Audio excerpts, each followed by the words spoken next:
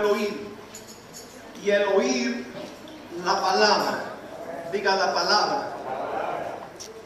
San Lucas 7:11. Hay una presencia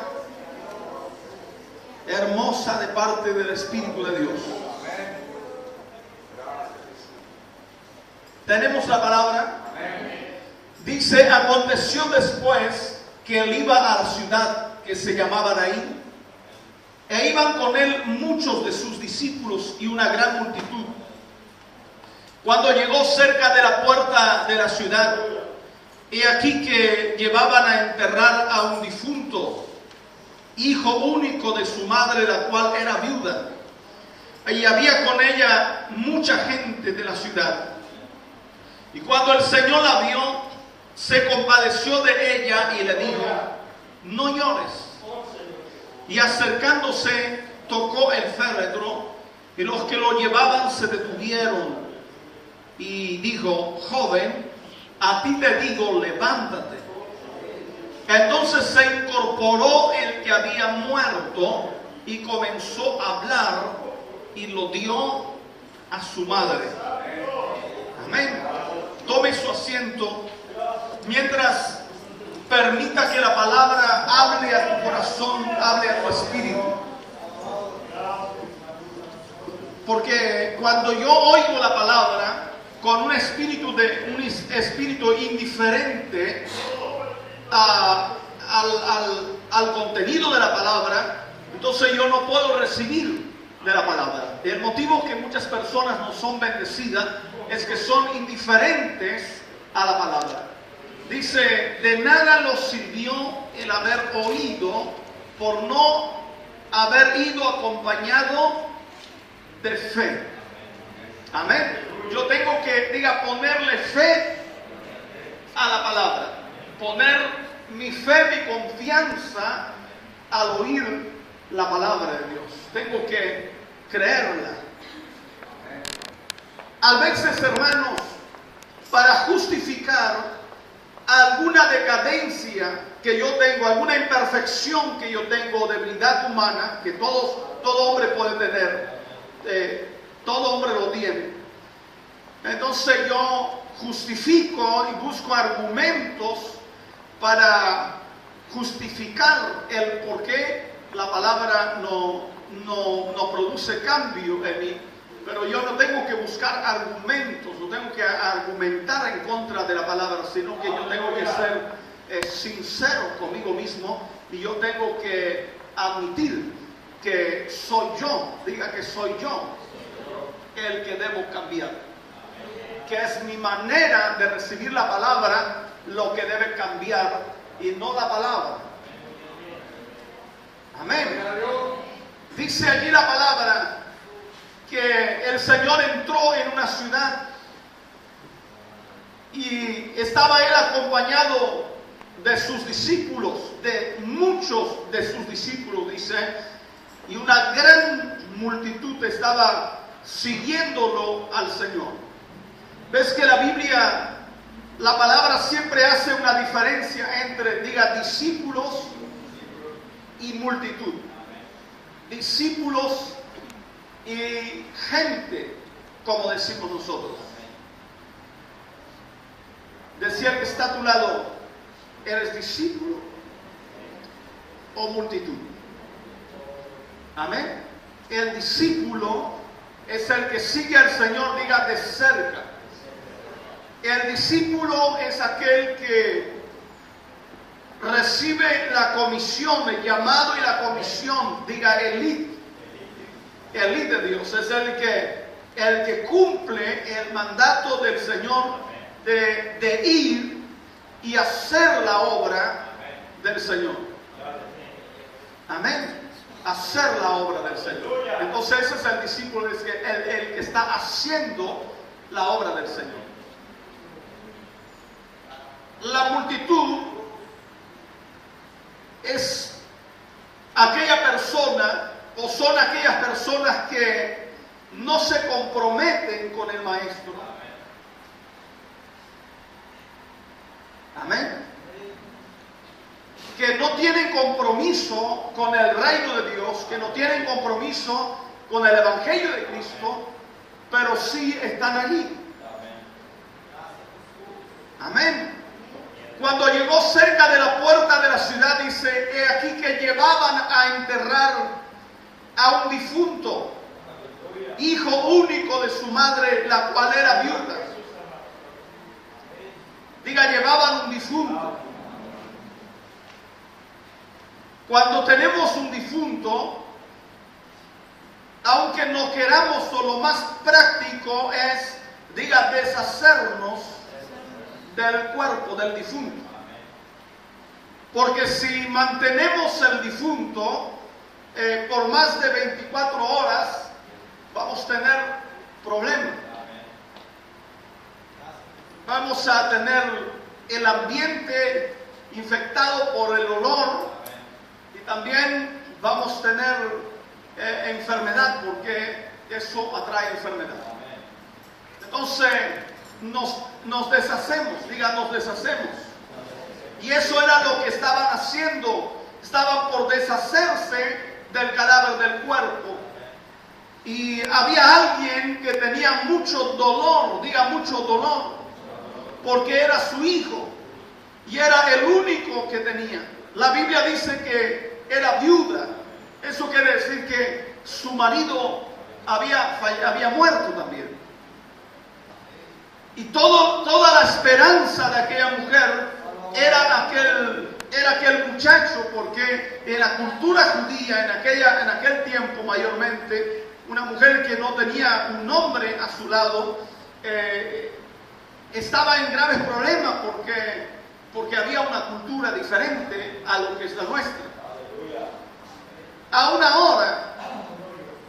hora, bueno, no sé si están de acuerdo las hermanas, pero a una hora, si falta un hombre, falta algo importante, ¿no? Aunque no todas lo admitan. Amén. Y dice que ella estaba quedando sola, diga, sola en el mundo. Ella no tenía esposo, pero sí tenía un hijo varón. Y eso le daba, diga, lo dignificaba. Nosotros no podemos, diga conmigo, no debemos olvidar los principios de Dios. Nosotros nunca podemos dejar la Biblia. Nosotros nunca podemos decir como hombre o como esposa, lo que sea, a mí me da lo mismo, que eso era antes. Nosotros, diga, tenemos la Biblia. Y la Biblia es nuestro manual. No es lo que dice Cristina Kirchner. Y no es las nuevas leyes que sacan hoy. Nuestra guía, lo que nos dirige como cristianos es la Biblia. Yo soy discípulo porque yo ministro mi vida conforme a lo que enseña la palabra y no conforme a lo que yo oigo en la televisión. Aleluya. Eso es lo que me pone entre el discípulo y no entre la multitud. Cuando hemos creído, hemos creído a la palabra, diga, a la palabra. De modo que el que quiere ser cristiano pero ignora la Biblia, no es ningún cristiano, es un cristiano. Porque nosotros hemos creído, diga, por la palabra que nos han hablado, dice la Biblia. Y dice el apóstol Pedro que usted hace bien estar atento ¿a qué? A la televisión, a la palabra profética. Amén, a la palabra profética, dice, porque ella alumbra, diga, alumbra en los lugares oscuros. Es decir, que ella nos ayuda y que ella da luz, diga, da luz en los lugares que está oscuro. Y cuando está oscuro nosotros tropezamos, nosotros tenemos que andar palpando porque está oscuro. Pero la palabra, diga, alumbra, o sea que, diga, la revelación, diga, quita el velo. Amén. Entonces, diga, hay cosas que no debemos cambiar. Porque dice la palabra, ustedes son, ¿qué dice? Ustedes son la sal de la tierra.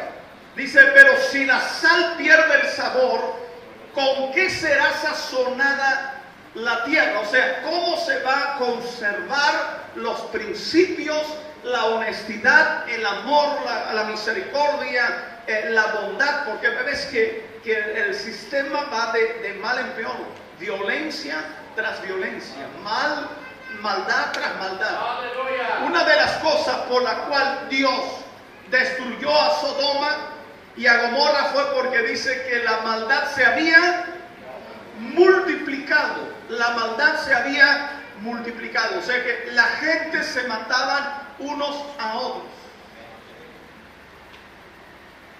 Amén. Entonces, esa mujer había perdido, diga, la esperanza.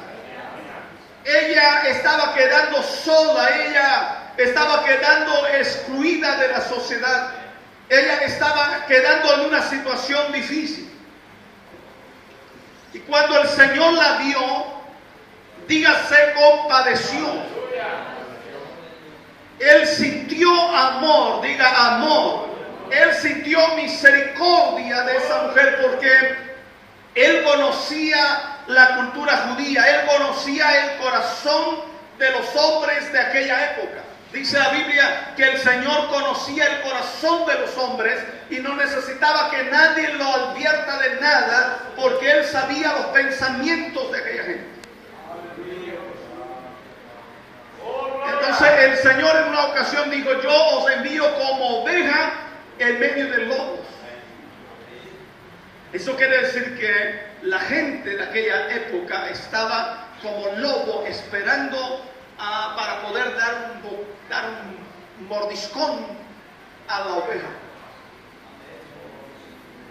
Amén. Así era la situación de aquella gente, y aquella mujer estaba en medio de aquella sociedad.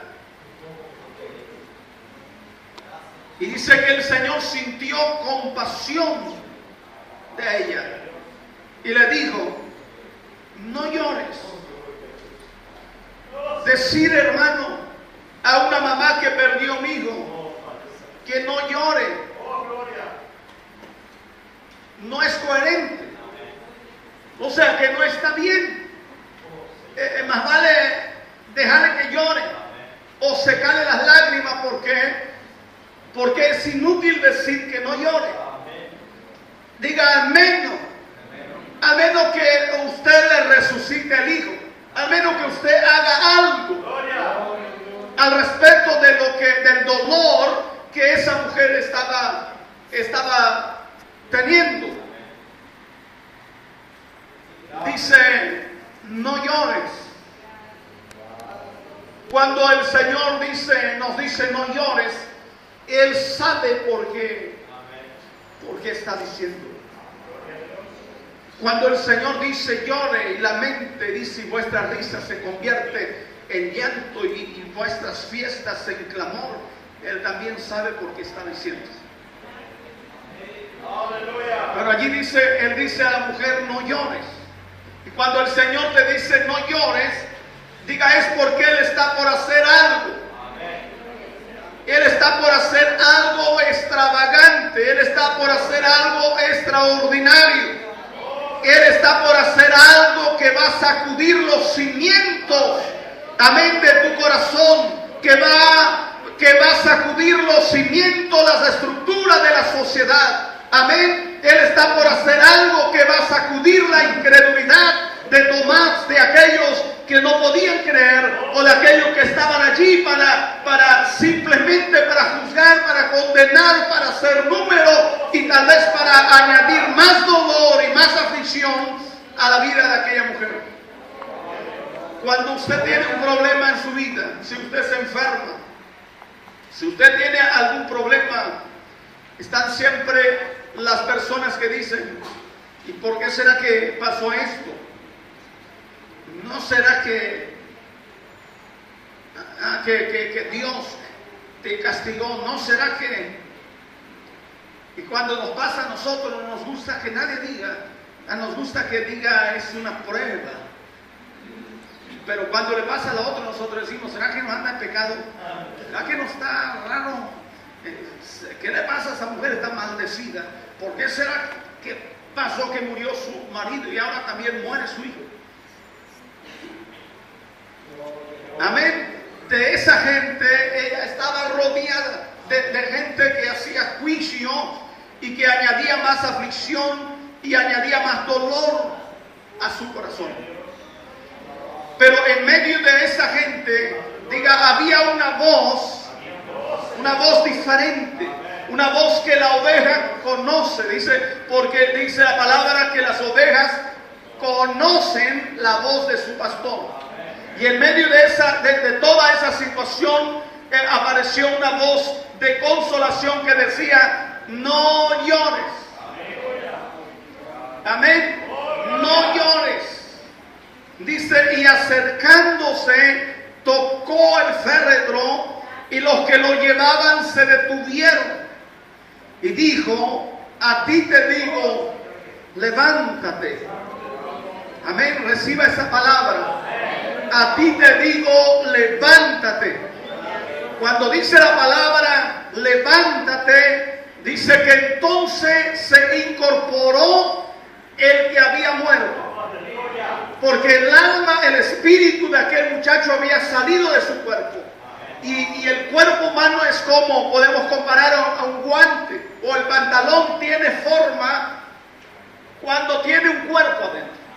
Si usted saca el cuerpo del pantalón, inmediatamente se cae en el piso, ¿verdad? La camisa tiene una forma porque tiene un cuerpo. Y si el espíritu se retira de su cuerpo, usted cae como un guante cuando es sacado de la mano y que no tiene cuerpo.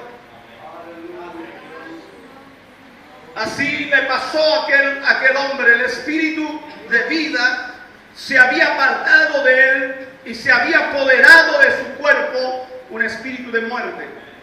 A veces, hermanos, un espíritu de muerte quiere apoderarse de nuestras vidas. Quiere apoderarse de nuestra fe, quiere apoderarse de nuestra vida espiritual, quiere apoderarse de nuestra vida de oración. A veces vamos muy bien orando, leyendo la Biblia, y de repente una semana...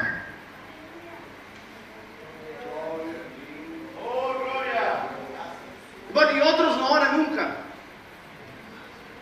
Pero hoy, diga hoy, dice, levántate. Amén. Levántate. ¿Sabes qué? Diga, yo tengo, porque Cristo está en mí, yo tengo poder, diga poder, sobre la muerte. ¿Sí? Dios nos ha dado poder sobre la muerte, porque como dice, como el Padre tiene poder para dar vida, también le ha dado al Hijo el tener poder para dar vida. Y dice la palabra que si yo creo en el Señor, las obras que Él hizo yo hago, y aún mayores. Aló. El problema es, hermanos, que cuando yo no me relaciono con la palabra, cuando yo no tengo una relación, una vida de oración, yo no creo a la palabra. Yo soy creyente, yo soy evangélico, pero no creo a la palabra. Si alguien dice que tiene poder para dar vida, nosotros creemos que se está haciendo lo grande. Hay personas que dicen, no pastor, no predique tanto, hagamos nomás un puntito y cantamos corito entre todos y vayamos en casa. Y si hacemos esto, la gente muere, porque la religión muere, ¿entiendes? La palabra tiene poder para levantarte. La palabra tiene poder para darte vida, para sacarte de la tumba, para levantarte del polvo, para sacarte de la ruina. Ella tiene poder para cambiar todas las cosas aquí. Hermanos, cuando no oramos y no leemos la palabra, digan, no tenemos fe. Y entonces pensamos como hombres carnal. Dice, el que es de abajo piensa en las cosas de abajo. Y el que es de arriba dice, piensa en las cosas de arriba. Y el que es de abajo habla cosas de abajo. Y el que es de arriba habla cosas de arriba, diga arriba. nivel más alto. ¿Ves que hay personas que hablan del chisme del barrio? Está muy bajo. La forma que vive muy bajo. No tiene palabra de arriba. Solo palabra, digan, baja. Habla del chisme de la iglesia. Sabe del chisme de la comadre. No se me ofenda porque usted no es así. Sabe del chisme del barrio. Sabe del chisme de la telenovela. Pero no tiene palabra, diga, de otro nivel. Aleluya. De arriba. Para hablar cosas de arriba hay que estar en otro nivel. No hay que estar en las cosas, digan, bajas.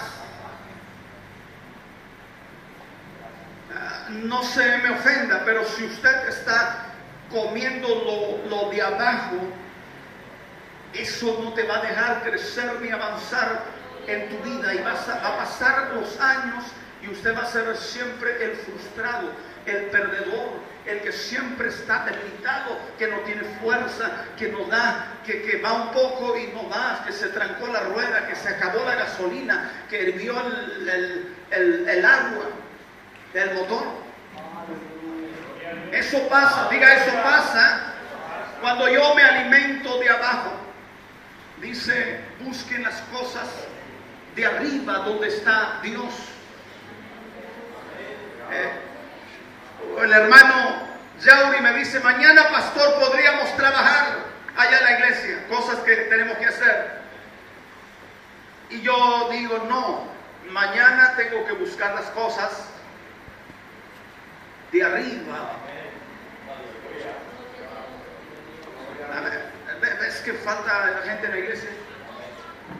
Porque el pastor pasó la semana en las cosas de abajo. Y es fácil caer. Caer es bajar. Caer no es matar a alguien. No es pecar. Caer es bajar de nivel espiritual. Es cuando te entra la chiripioca y usted no ora. Y usted no lee la Biblia. ¿Qué baja cuando una persona no come? ¿Qué baja en ella? Las defensas, los glóbulos rojos. Amén. Son señales de anemia. Y así le pasa a la iglesia cuando ella no come. Así te pasa cuando usted no come. Cuando usted come cosas, diga, de abajo. Las cosas de abajo intoxican, arruinan. Aleluya.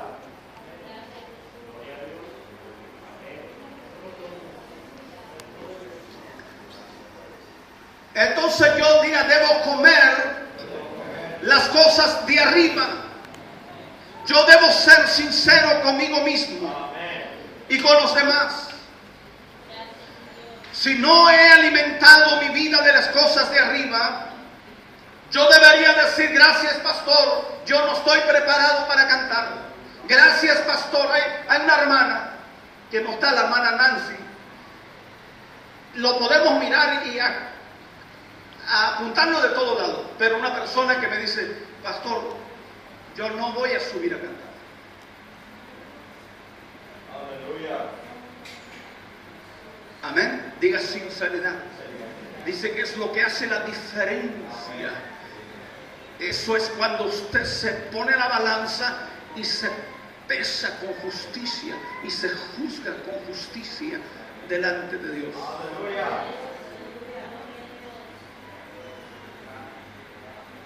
¿Verdad? Entonces, cuando comemos de abajo, las cosas de abajo traen luego ruina. Cuando usted come, diga, enlatado. Cuando usted toma gaseosa, barata o cara, dice los médicos que la única gaseosa que te puede ser saludable es la Sevena. Después Coca-Cola, Fanta, lo que sea, Sprite. todo es veneno. ¿Cuánto veneno tomaste hoy? ¿Cuánto veneno me da la gente? Yo tomo para ofenderlo. Y algunos dicen, yo amo a Jesús, úsame, y envenena el tabernáculo de Cristo, que es tu cuerpo. Entonces diga, las cosas de abajo traen ruina. Hay personas que no prosperan. Diga, un empresario, diga, un gerente, un gerente del banco, o un maestro, una maestra, quien sea, cuando ministra, él no puede involucrarse en las cosas de abajo. ¿Por qué? Porque él tiene que conservar su autoridad, su perfil. Él tiene que ministrar el banco con seriedad, la empresa. Y si él se involucra en las cosas de abajo, su empresa se cae a pedazos. Luego los empleados no respetan, no producen, no rinden.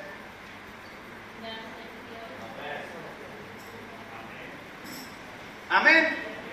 Entonces diga, mi casa es una pequeña empresa. Y yo como ministro, papá y mamá de esa empresa, yo debo ministrar, diga, con seriedad. Oh, dice la palabra, oh, si hubieran ustedes atendido mis palabras. Oh, si fueran ustedes hacedores de la obra y no oidores. Mamá tiene que levantar y decir, hijos, vamos a orar. Todos los días.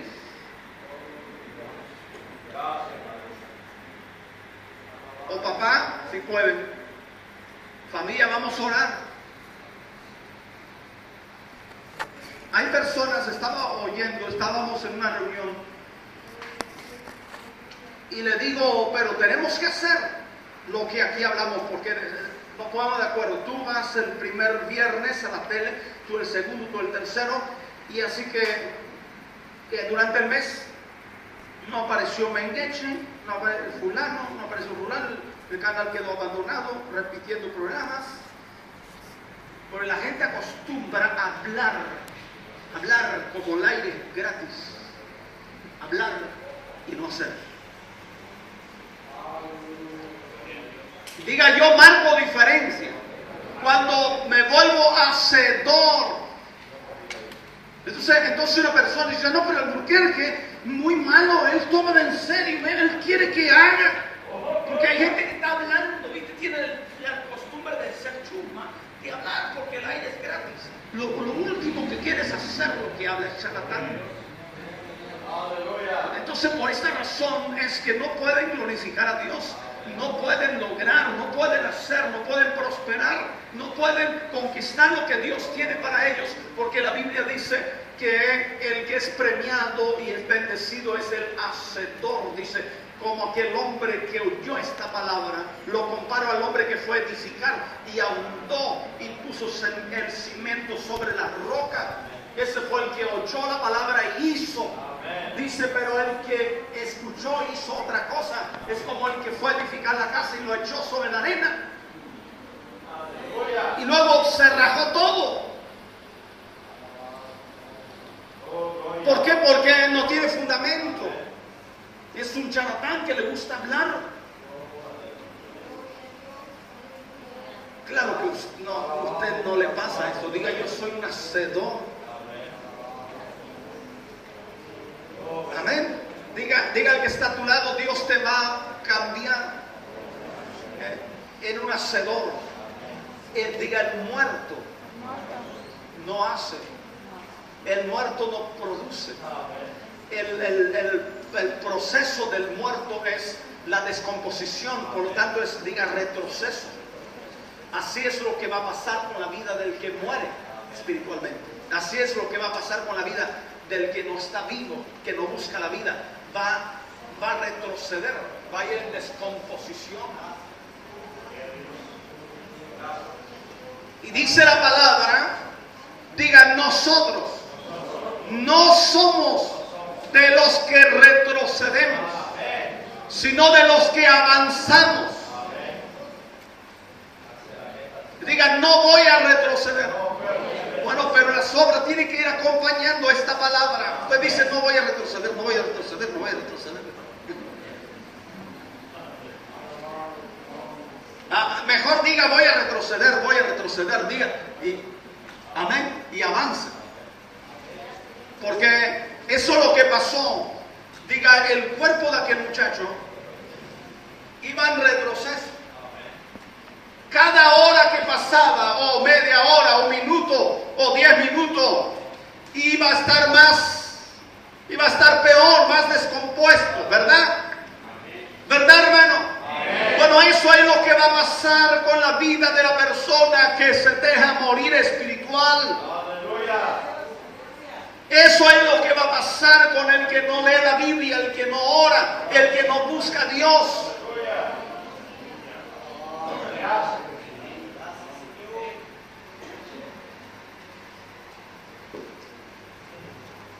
¿Cómo dice en guaraní que cuando tiene valor? ¿Cómo dice? Algo así, ¿no? Se va a descomponer. Amén. Pero cuando viene la palabra, porque el Señor no lo echó un rezo, no hizo un día de ayuno por el muerto, no hizo una vigilia por el muerto. El Señor, ordenó. Él ordenó y dijo, muchacho, a ti te digo, levántate. Amén. No es cuestión de que usted diga mañana yo me voy a tirar a llorar. De mañana yo me voy a hacer una vigilia. Es cuestión de que cada día que usted amanece, usted ordene a su cuerpo, a su espíritu, a su ser, porque tiene que tener control sobre él. Aleluya. Que se levante. Diga, ese cuerpo tiene que obedecer. Esa alma tiene que obedecer, porque eso es tener dominio propio. Mira, hermano, el poder de Jesús. A ver qué dice. A ti te digo, levántate. Entonces se incorporó el que había muerto. Aleluya. Diga, estar muerto. Diga, es un problema.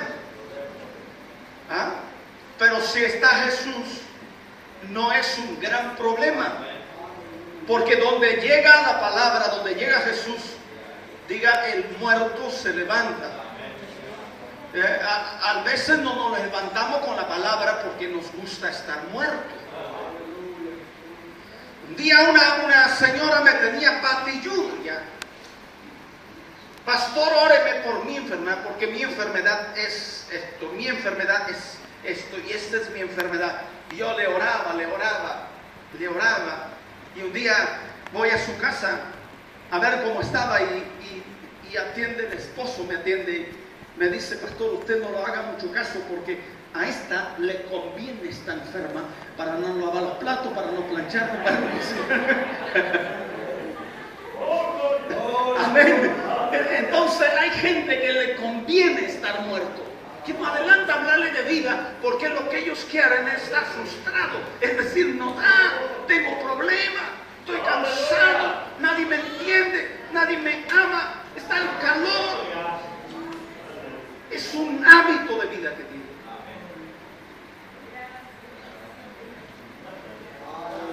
Amén. No le duele la cabeza, hermana, cuando llega la hora de la cocina. A mí me duele la rodilla cuando llega la hora de orar.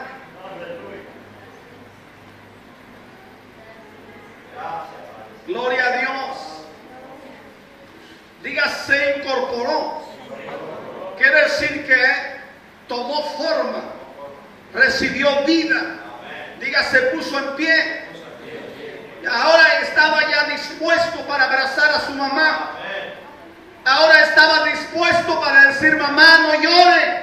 Acá estoy. Volví a la vida. Amén. Vencí la muerte. Estoy de pie. Estoy para ayudarte. Ya no estás sola. Alábenle